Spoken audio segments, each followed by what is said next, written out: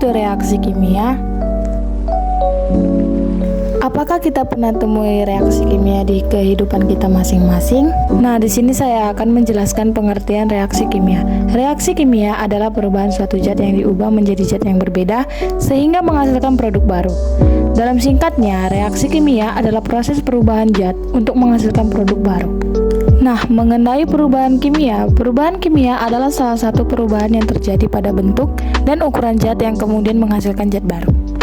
Perubahan kimia juga umumnya terjadi karena proses pembakaran, pengkaratan, pembusukan, fermentasi, pemasakan, maupun pengenziman.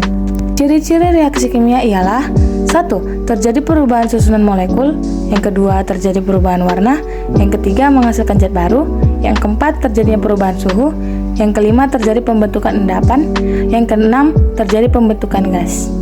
Berikut contoh mengenai reaksi kimia dalam kehidupan sehari-hari. Ada 4, yaitu 1. Pelapukan pada kayu. Nah, biasanya pelapukan pada kayu lebih dialami karena adanya binatang yaitu rayap yang menggerogoti kayu. Pada awalnya, rayap akan membuat lubang kecil pada kayu.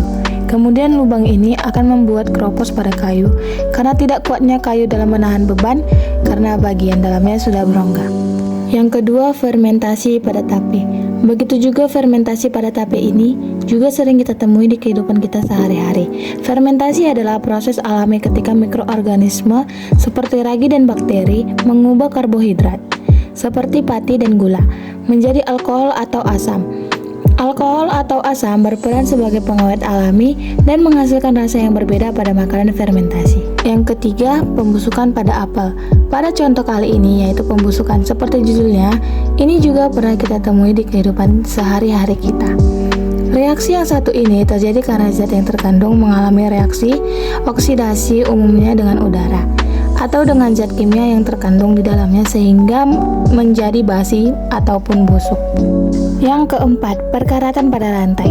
Nah, contoh yang terakhir yaitu perkaratan merupakan peristiwa yang lazim terjadi pada logam. Dalam bahasa sehari-hari, peristiwa perkaratan disebut dengan korosi.